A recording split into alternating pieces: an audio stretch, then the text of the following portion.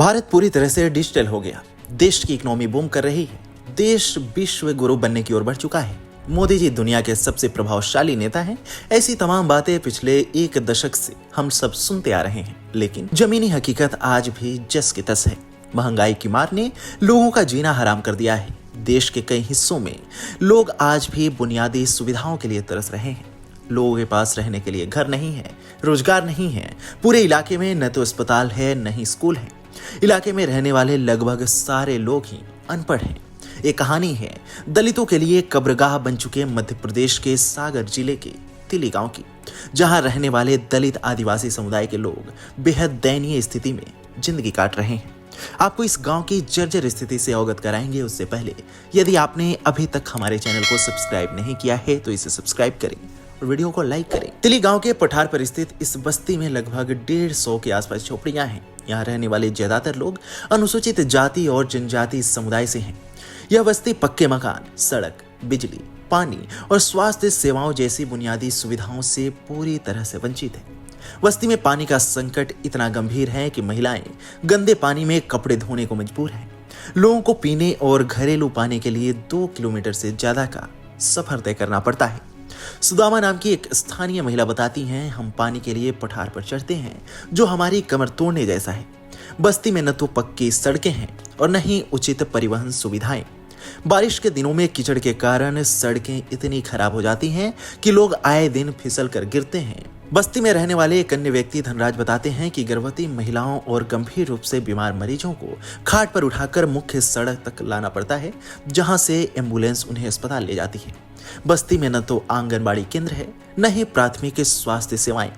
बुजुर्ग महिला पानबाई कहती हैं कि उनकी बीमार सास को इलाज के लिए खाट पर ले जाना पड़ता है। मच्छरों के प्रकोप से बच्चे बीमार हो रहे हैं, लेकिन चिकित्सा सुविधाएं उपलब्ध नहीं है। बस्ती में कोई स्कूल नहीं है, जिसके कारण अधिकांश बच्चे शिक्षा से वंचित हैं। 17 वर्षीय युवक शिवानोन कहते हैं, यहाँ स्कूल न होने के कारण मैं पढ़ नहीं पाया। अब मैं बेरोजगार हूँ और परिवार की मदद नहीं कर सकता।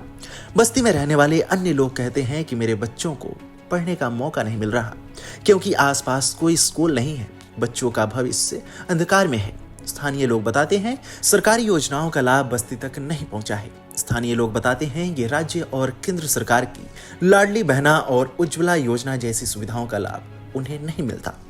कुछ लोगों को पीएम आवास योजना के तहत आवास मिला, लेकिन कई घर अधूरे रह गए। स्थानीय महिलाएं बताती हैं कि हमारा पीएम आवास अधूरा है। योजना की किस्त महीनों से नहीं आई है। नेताओं से गुहार लगाने के बाद भी कोई मदद नहीं मिली। रोजगार के अभाव में लोग दिहाड़ी मजदूरी पर निर्भर हैं। आदिवासी कहते हैं, हमें सरकार से कुछ नहीं चाहिए, बस हमें इतना रोजगार दे दो कि हम सम्मान से जीवन जी सकें।